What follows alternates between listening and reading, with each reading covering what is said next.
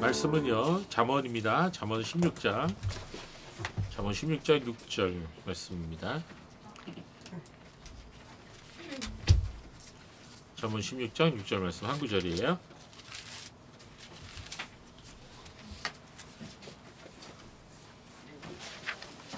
네, 찾으셨죠? 잠언 16장 6절 말씀을 같이 보겠습니다. 다 같이 한 목소리로 잠언 16장 928쪽으로 제 성경에는 돼 있네요. 페이지로 찾으시면 빠릅니다. 잠언 16장 6절 928쪽 929쪽 왔다 갔다 할 거예요. 네, 같이 읽겠습니다. 시작. 인자와 진리로 인하여 죄악이 속하게 되고 여호와를 경외함으로 말미암아 악에서 떠나게 되느니라. 네. 예. 잠언 16장 6절 말씀.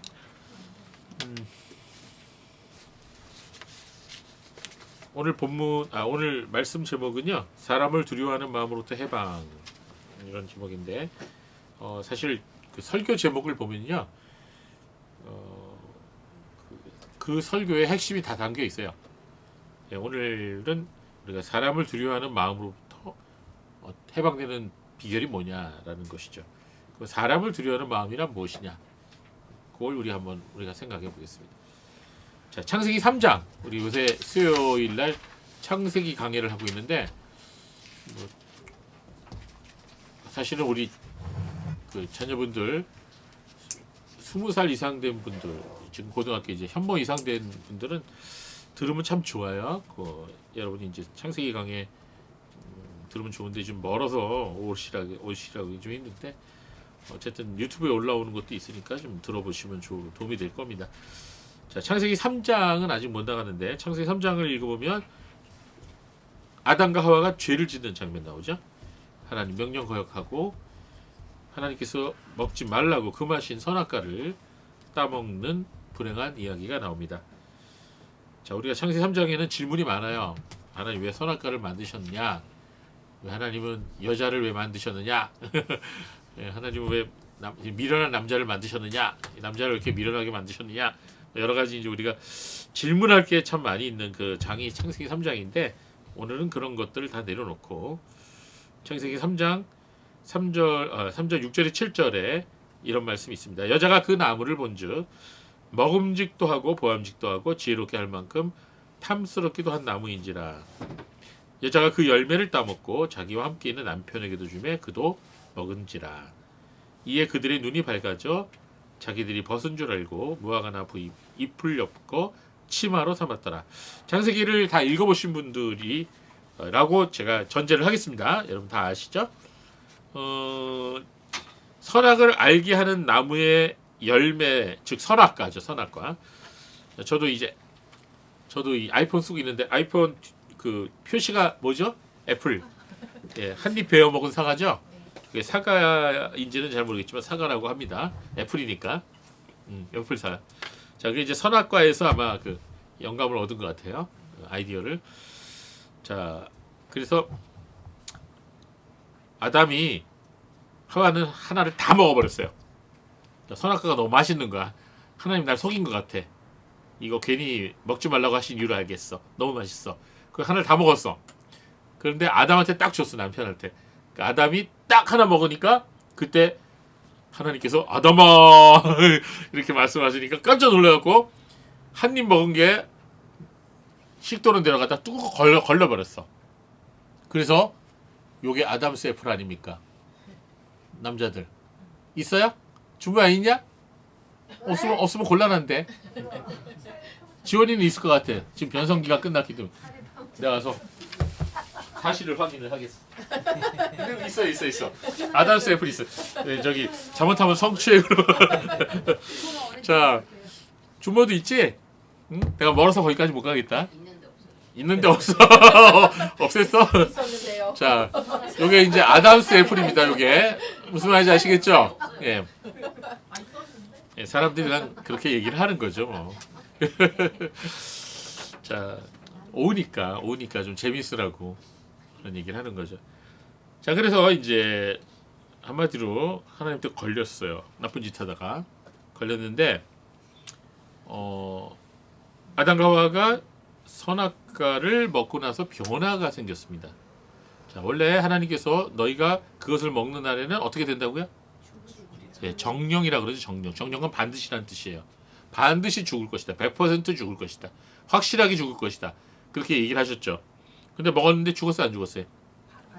안 죽었어요. 이상하다. 하나님 죽는다 해도 왜 안 죽었지? 하나님께서 먹자마자 즉사한다고는 안 하셨어요. 죽으리라고 하셨죠. 언젠가는 반드시 죽는다. 그러니까 우리가 천천히 죽는 거야. 우리 인간은.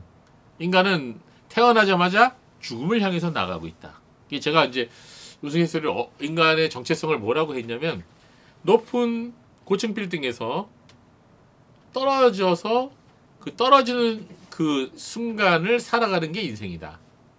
예? 표현이 좀 그래요? 멋있지 않아요? 자, 높은 고층 빌딩에서 떨어졌는데 바닥에 닿을 때까지 그 시간은 아무도 몰라. 왜? 사람마다 죽는 순간이 다르니까. 그러니까 문제는 떨어지고 있는 거예요. 떨어지고 있는 거예요. 떨어지고 있는데 어떻게 하면 살 수가 있죠? 예, 사람이 고층에서 떨어지면은요, 그 떨어지는 시간이 있을 거 아니에요. 그렇죠? 얼마나 걸릴까? 몇 초 안 걸리겠지. 몇 초 안 걸립니다. 아무리 높은 데서 떨어져도 몇 초 안 걸리는데 그것을 아주 천천히 슬로우 비디오로 찍으면 어떻게 될까? 몇십 년 걸리겠지.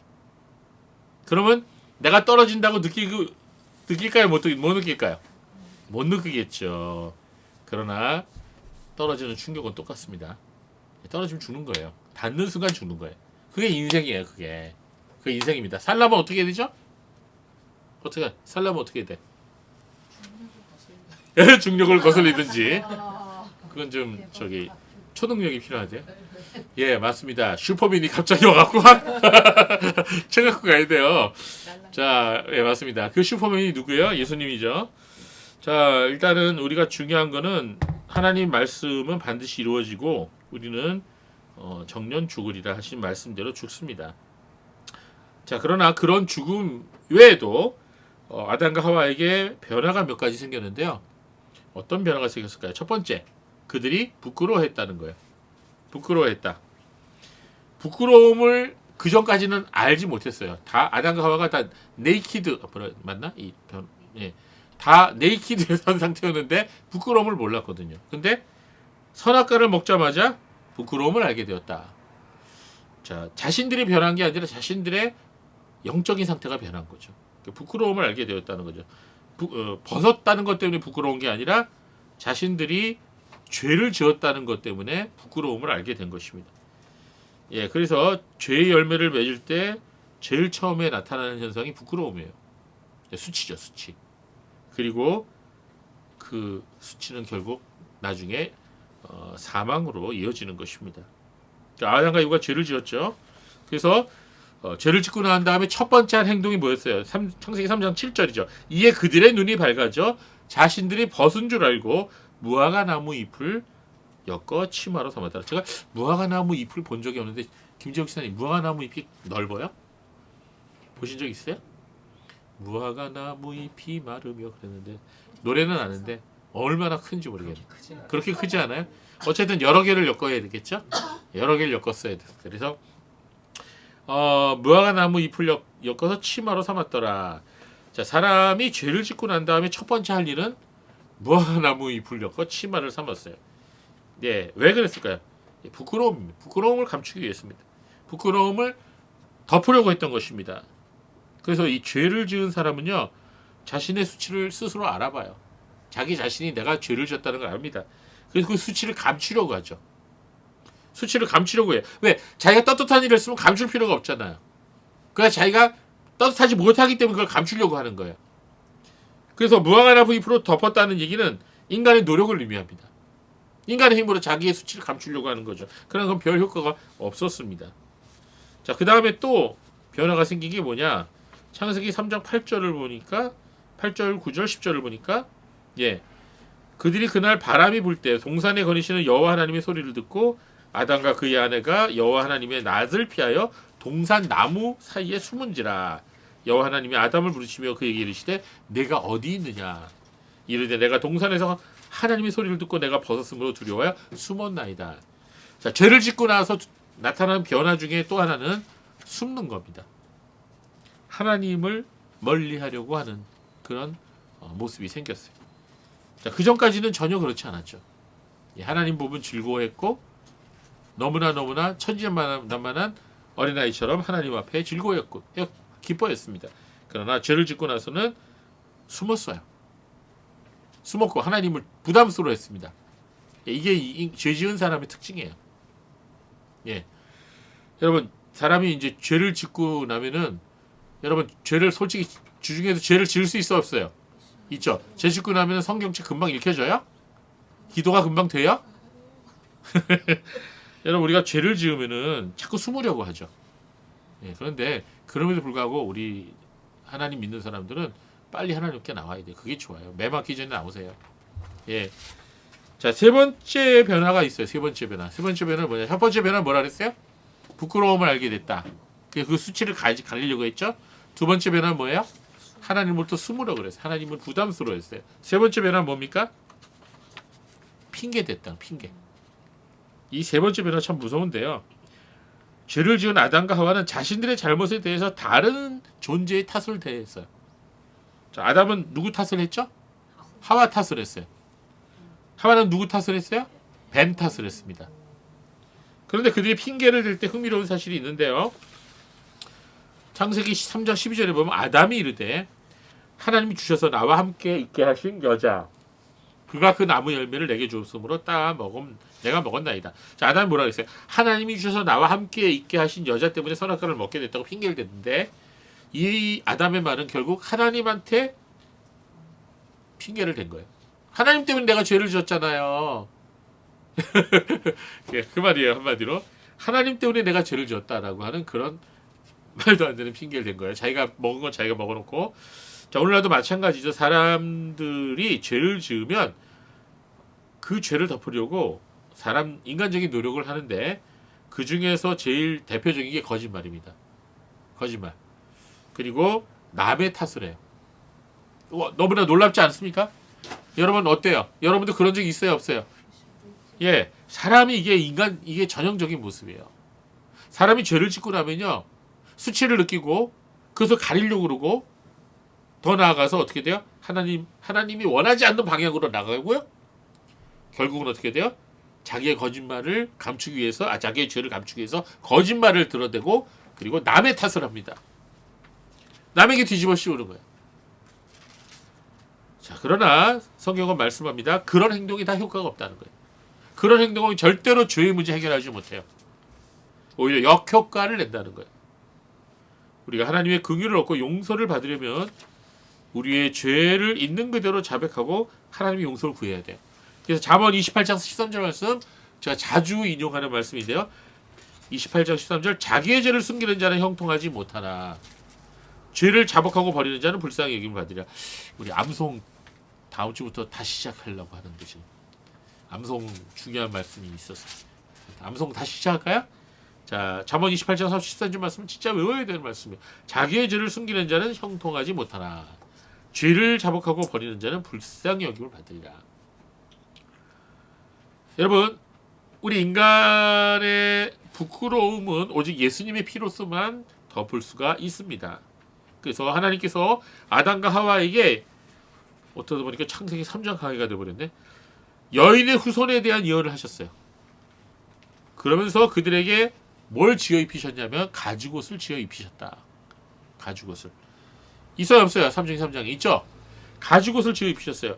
자, 그렇다면 그 말씀의 배경은 여러분 가죽옷은 어떻게 얻어지죠? 어떤 짐승을 죽여야지만 얻을 수가 있어요.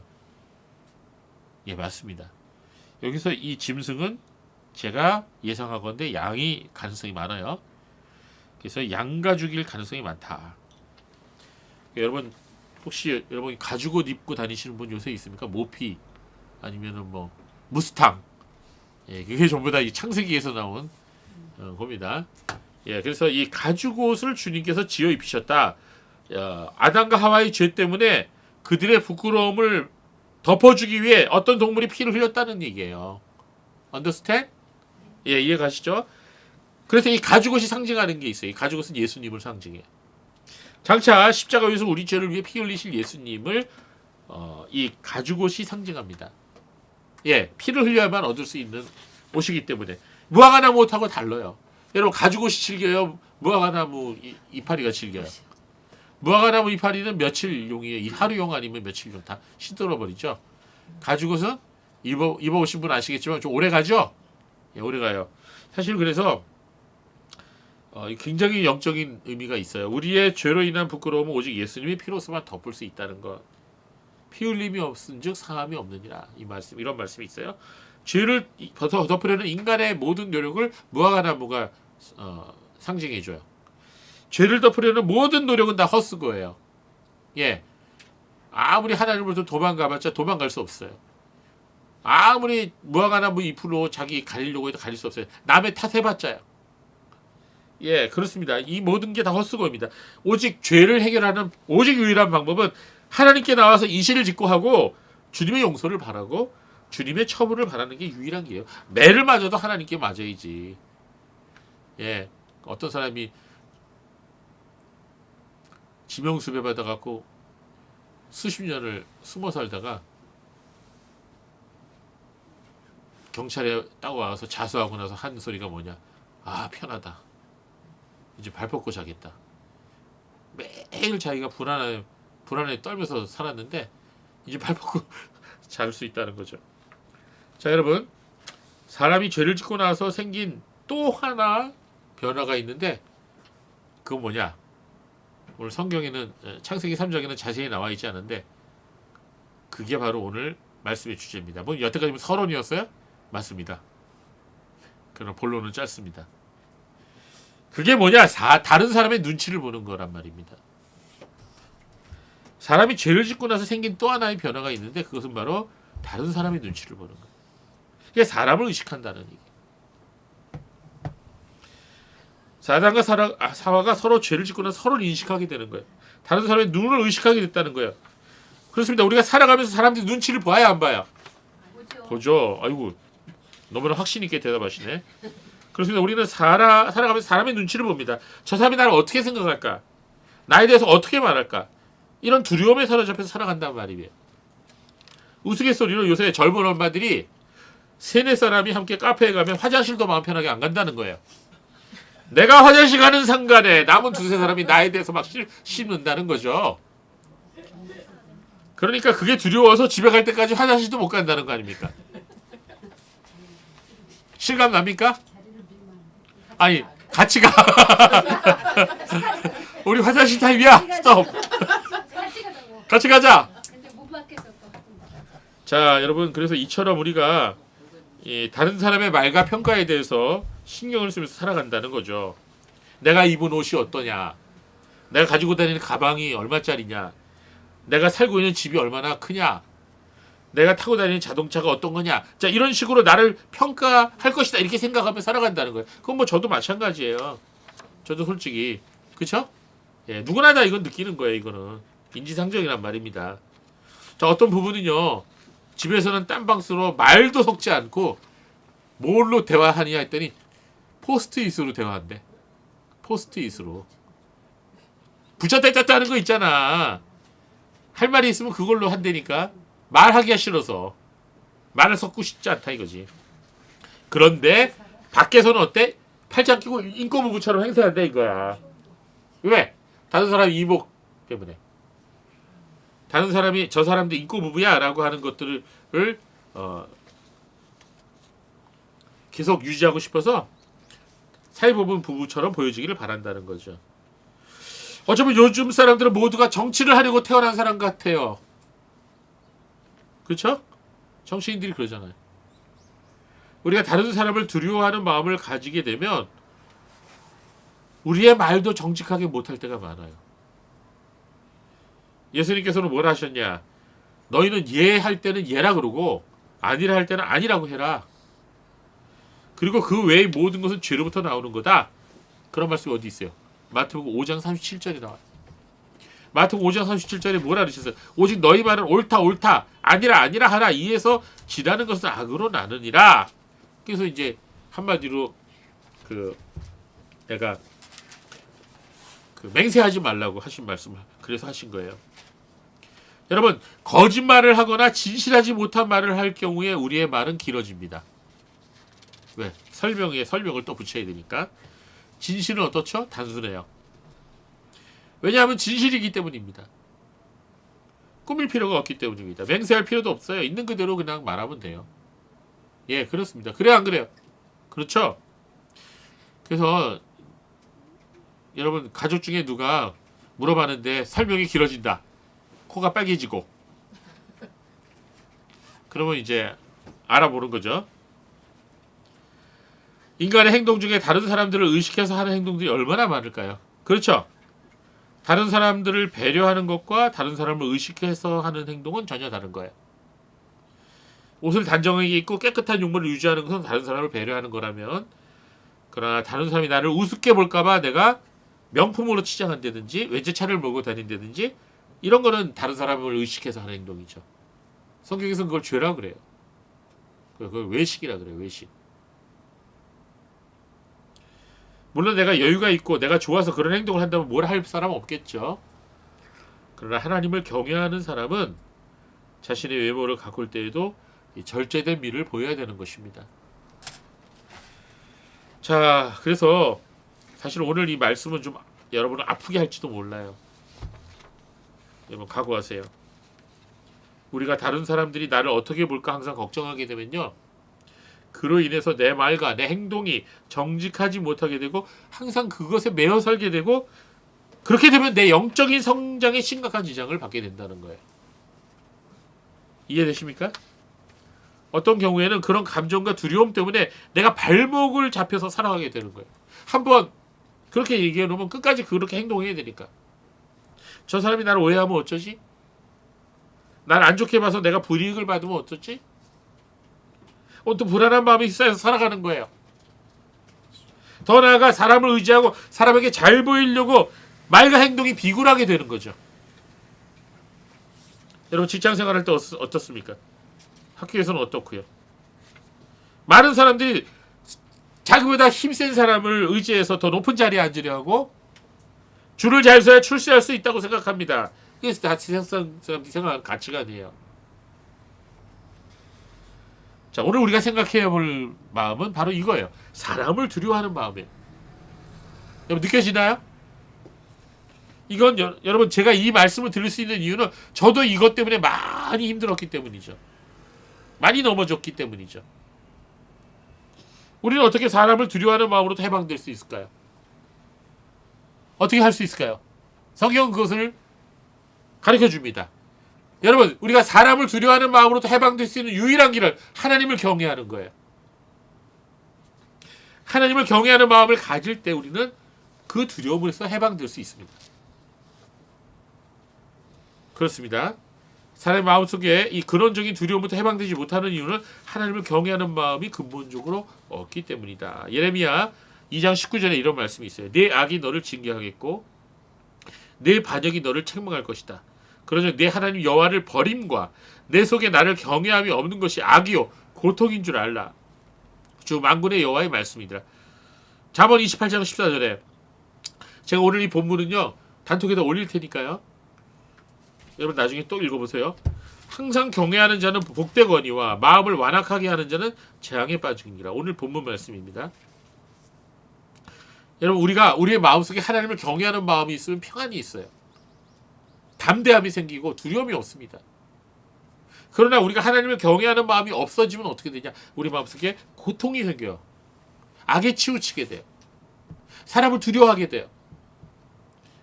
이게 굉장히 중요한 영적인 원칙입니다. 우리가 사람을 두려워하고 눈치 보고 사람을 의지하는 것으로부터 해방되려면 온전히 하나님만을 의지하는 마음을 가져야 돼요.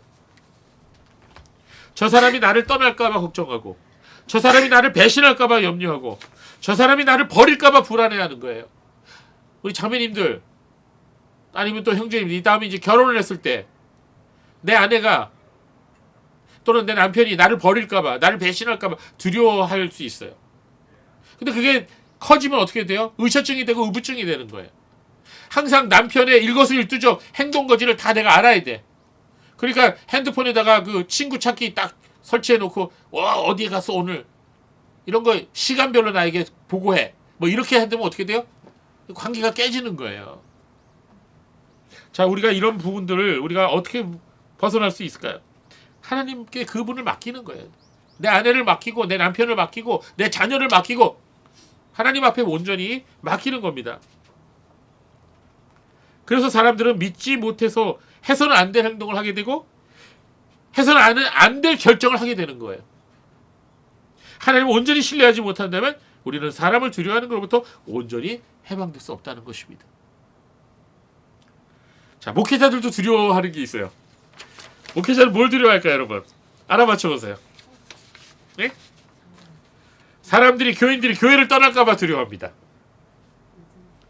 그래서 바른 말도 잘 못해요. 야단을 쳐야 할 상황인데도 상처받고 떠날까봐 야단을 못 쳐.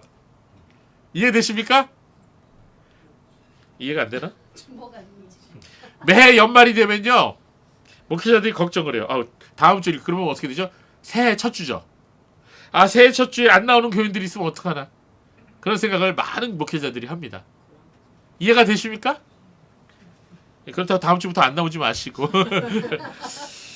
자, 이런 걱정을 목회자들이 한다는 거예요. 왜 그럴까요? 왜 그럴까? 하나님 의지하지 못하기 때문이죠. 진짜 좋은 교회는 어떤 교회이냐? 목사님 우리 잘못하면 야단치세요. 그래 우리가 정신 차리죠. 근데 사람의 마음이 그러지 못하죠. 그렇죠? 예. 목회자들도 사람을 두려워하는 마음으로도 해방되어야 하는 거예요. 자, 시편 27편 요거는 좀 찾아봅시다. 1절에 3절. 나중에 여러분 또 읽어보세요. 시편 27편 1절 3절. 예, 잠언 앞에 있으니까 여러분 찾기 쉬울 겁니다. 시편 27편 찾으셨나요? 예. 누군지 모르지만 목소리 예뻐요. 27편 1절부터 3절 같이 읽어보겠습니다. 시작. 여호와는 나의 빛이요 나의 구원이시니 내가 누구를 두려워하리요. 여호와는 내 생명의 능력이시니 내가 누구를 무서워하리요. 악인들이 내 살을 먹으려고 내게로 왔으나 나의 대적들 나의 원수들인 그들은 실족하여 넘어졌도다. 군대가 나를 대적하여 진칠지라도 내 마음이 두렵지 아니하며 전쟁이 일어나 나를 치료할지라도 나는 여전히 태연하리로다. 아멘. 태연한다. 태연이니까 소녀시대가 생각나네. 모르죠? 여러분한테는 너무 오랜 사람이라서. 자, 여러분 여기 보니까 뭐라 그랬어요? 하나님을 의지하는 사람의 모습을 보여줍니다. 하나님을 의지하는 사람은 어떤 사람이냐? 담대한다. 전쟁이 일어나도 담대한다. 성도는 자신이 맡은 일에 최선을 다하고 그리고 오직 하나님만 의지하며 살아가는 것이 성도의 모습이에요. 고난도 어려움도 하나님께서 허락지 아니하시면 내게 오지 않는다는 걸 믿는 거죠. 또 나에게 다가오는 어려움은 다 내게 필요해서 주시는 하나님의 훈련이라는 것을 믿는 거죠. 잠언 28장 1절에 이런 말씀이 있어요. 악인은 쫓아오는 자가 없어도 도망하나 의인은 사자같이 담대하느니라. 그렇습니다. 우리가 하나님을 의지함으로 담대하게 될 수가 있다. 하나님을 의지하고 하나님을 경외함으로 우리가 다른 사람을 두려워하는 마음으로부터 벗어날 수가 있다는 것입니다. 하나님을 경외하는 사람은 다른 사람이 나에게 악한 마음을 가지고 다가올 때 하나님 방법대로 대응할 수 있어요. 자, 로마서 12장 17절에서 21절 말씀 이것도 한번 찾아봅시다. 로마서 12장 17절.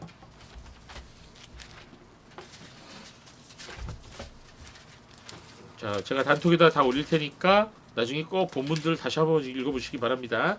로마서 12장 17절에서 21절 말씀 찾으셨죠? 예, 256쪽 전후에 있네요. 제 성경은. 로마서 12장 17절 21절 같이 한번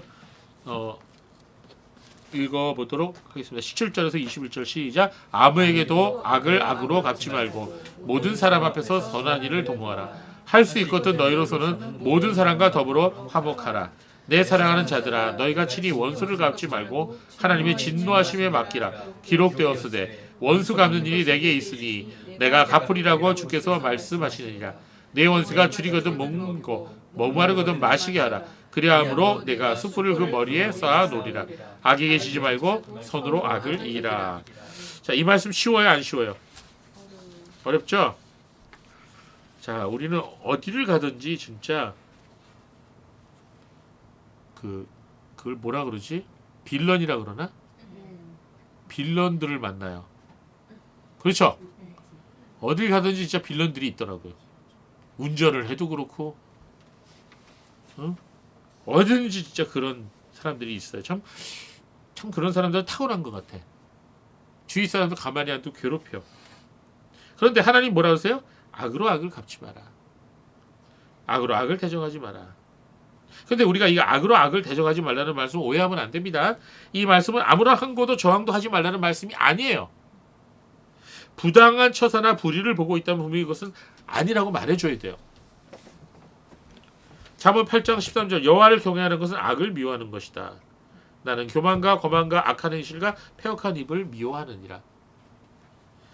그럼에도 불구하고 성도는 그런 의사를 표현할 때 그 의사를 표현하는 방식과 방법에 있어서 죄를 지어서는 안 돼요. 하나님께서 기뻐하시지 않는 방법을 사용해서는 안 된다는 것입니다. 또한 마음의 동기에 악을 품어서는 안 돼요. 하나님 우리 마음속 동기를 보고 계십니다. 우리가 대항해야 하는 것은 악이지 그 사람 자체는 아니에요. 우리가 사람을 미워하는 마음으로 또 일단 벗어나야 됩니다. 그래서 우리가 정말 우리를 괴롭히는 사람이 있으면 그 사람 미움부터 일어나죠. 그 사람 미워요. 솔직히 말해서. 그러나 성도는 그 사람을 미워하는 마음으로부터 벗어나야 되거든요. 그러면 어떻게 될까요? 일단 그 사람의 잘못된 행동에 대해서 우리가 분명 의사표시는 해야 돼요. 그러나 똑같이 우리가 그 사람을 미워하거나 악한 말로 대적하면 우리도 똑같아지는 거예요. 그래서 그게 어렵죠? 주님의 도우심이 필요합니다. 우리 할 수 있는 방법대로 우리의 의사와 의지를 표현했다면 그 다음은 하나님께 온전히 맡겨드려야 돼요. 하나님께서 그 사람을 해결하실 거예요. 그 사람을 회개시켜서 그 사람이 정말 변하든지 아니면 하나님께서 손보실 거예요. 하나님만 의지하고 하나님께 맡겨야 됩니다. 우리 방식, 우리가 직접 응징을 해서는 안 돼요. 이렇게 할 수 있는 것은 우리가 하나님을 믿고 의지할 때인 것이죠. 하나님께서 신원하여 주신다는 말은 갚아주신다는 거예요. 그걸 믿기 때문인 것이. 자, 말씀 마칠게요. 이 땅에서뿐만 아니라 마지막 날에 하나님께서는 반드시 악을 심판하여 주신다고 했어요. 바로 이 믿음이 있어야 우리는 악으로 대항하지 않을 수가 있는 것입니다. 자, 오늘 본문 다시 읽습니다. 잠언 16절 6절 인자와 진리로 인하여 죄악이 속하게 되고 여호와를 경외함으로 말미암아 악에서 떠나게 되느니라. 성도 여러분, 성화의 가장 온전한 방법, 성화의 가장 효과적인 길은 하나님을 경외하는 것입니다. 우리가 온 마음을 다해서 하나님 경외하기를 힘쓰게 된다면 우리는 죄로부터 벗어나게 되고 거룩한 삶으로 나아가게 되는 것입니다. 이게 성도의 길입니다. 쉽지 않습니다. 그래서 날마다 기도하고 말씀 읽어야 돼요. 하나님을 경외하는 사람은 사람을 두려워하는 마음으로부터 벗어나게 됩니다. 그리고 하나님을 경외하는 사람은 담대하게 됩니다. 모든 두려움에서 벗어나게 됩니다. 사실 제가 이렇게 말씀을 정했지만 이거 사실 제 얘기거든요. 제가 이것 때문에 평생 넘어지고 힘들어했어요. 정말 너무너무 힘들더라고요. 그래서 여러분 제 성격이 좋은 것 같아요? 나쁜 것 같아요? 솔직히 얘기해봐. 이윤리는 대답하고 빼고 도둑이 제발 저래서 여러분 보기에 어때요? 3년 같이 지냈으니까 제 성격이 좋은 것 같아 안 좋은 것 같아? 솔직히 얘기해봐요. A병 같아요. 예, 참네. 진실을 말하시면 참 곤란하죠. A병 같습니다. 예, 맞습니다. 예, 어떤 그 장로님이 그 한의사인데 저쪽 교회에서 저를 딱 보시더니 목사님은 평상시에는 바다같이 하염없이 넓으신데 결정적인 순간에는 엄청난 불의 사자로 변합니다. 그리고 어떻게 저를 잘 아시네요. 제가 이 성격이 안 좋아요. 제가 성격이 안 좋습니다. 그래서 제가 이것 때문에 굉장히 고민을 많이 했어요. 울기도 많이 울고 제가 많이 넘어졌으니까. 예. 여러분 저희 고민을 동감하십니까? 공감하실 수 있겠어요? 자기의 성격 때문에 고민하신 적이 있습니까? 예. 그것 때문에 많이 울었어요. 하나님 내 성격 좀 고쳐달라고. 근데 솔직히 말해서 뭐 이율리 씨가 이게 찬성할지 모르겠지만 과거에 비해서 제가 좀 많이 낮은 것 같아. 그래도 아닌가? 아닌가? 맞대? 여기니까 뭐 그래야지 뭐 사모로서 얘기했지 뭐. 근데 제가 정말 하나님 앞에 정말 많이 울었어요. 이 문제 때문에. 근데 결론은 이거예요. 하나님을 경외하라는 거예요. 하나님께서 제게 주신 응답도 그겁니다. 하나님을 경외해라. 하나님을 경외하는 것만이 답이다. 그렇습니다. 내가 하나님을 경외하고 하나님을 사랑하는 그것에서부터 내가 자라게 될 때 나의 못된 성격이 십자가에 감춰지고 그리스도가 내 안에서 사시는 거예요. 그리스도가 나를 통해 드러나시게 되는 거예요.